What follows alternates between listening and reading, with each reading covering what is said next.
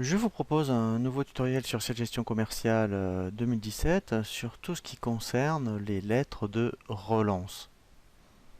Nous allons voir effectivement comment générer des lettres de relance, mais également comment donc incrémenter les niveaux de relance lorsque vous avez commencé à relancer vos clients et choisir des lettres de relance adaptées à vos clients. Peut-être qu'en fonction de vos clients, et bien effectivement, vous pouvez envoyer telle ou telle lettre de relance.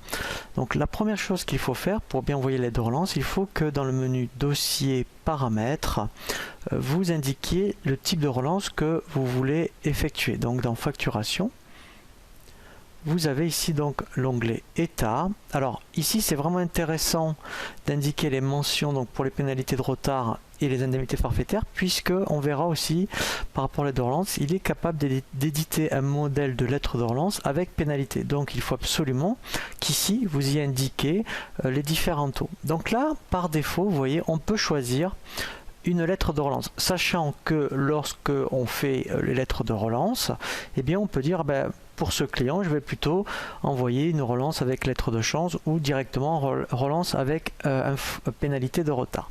Donc ça c'est la première étape. Ensuite, donc après effectivement, il faut absolument avoir fait des échéanciers pour qu'après au niveau des lettres de relance, ils ne tiennent compte que des factures où effectivement la date d'échéance est dépassée. Donc ensuite, après, vous allez dans le menu traitement, relance. Et là, automatiquement, donc on a le listing des relances. Alors là, pour l'instant, on dit, moi, je veux connaître tous les clients que j'ai relancés. On ne tient pas compte des encours. On verra effectivement un tutoriel spécifique à cet effet.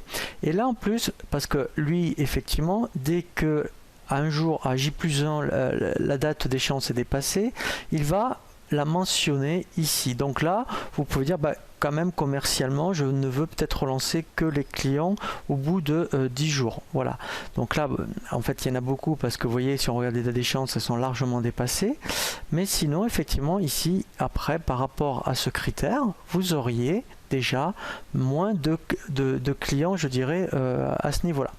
Après ici voilà, soit vous dites moi je vais prendre les lettres de relance qui sont définies dans les paramètres de facturation, soit vous voyez en fonction des clients on peut dire moi pour ce client je vais plutôt prendre ici la lettre, vous voyez, alors c'est un exemple la lettre relance avec pénalité de retard ou avec lettre de relance.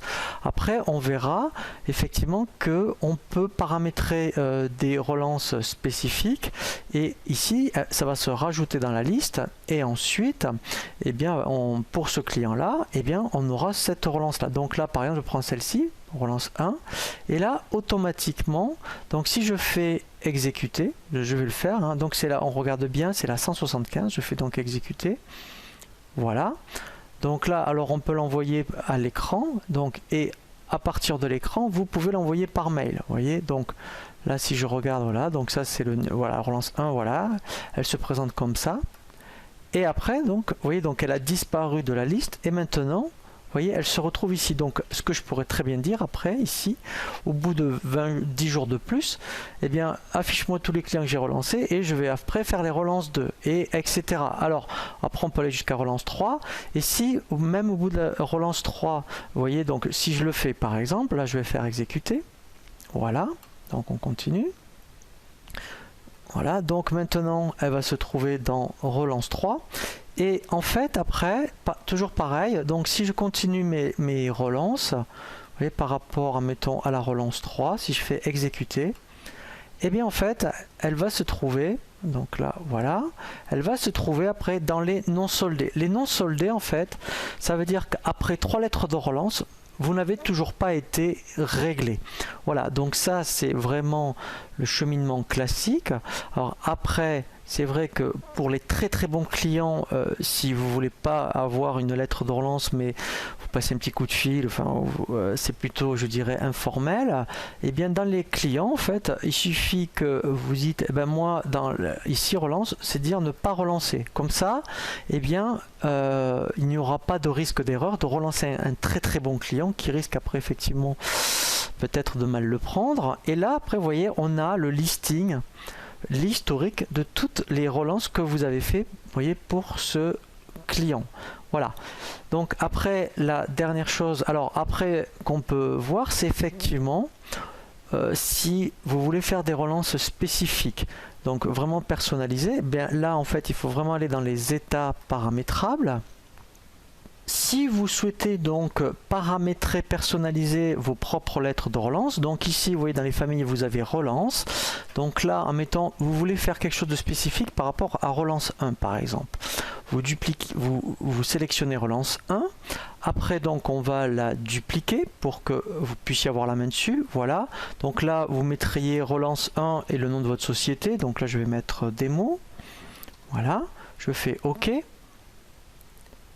Voilà, et en fait, donc on peut tout ici repersonnaliser. Donc là, je vous invite à consulter le paramétrage sur tout ce qui est personnalisation des devis et factures, c'est le même principe, mais ce qui est le plus important, c'est ici. Ici, vous double-cliquez dessus, et là, en fait, vous allez pouvoir personnaliser l'entête donc par rapport au courrier de lettre de relance, et vous pourrez faire la même chose ici. Vous voyez, donc personnalisé, donc là c'est vraiment un petit éditeur de texte par rapport au pied de page donc de la lettre de relance. Et après, quand vous avez terminé, voilà, donc là je mets relance un démo, donc deux possibilités. Soit vous dites, eh bien moi je veux maintenant ces lettres de relance par défaut dans les paramètres du dossier.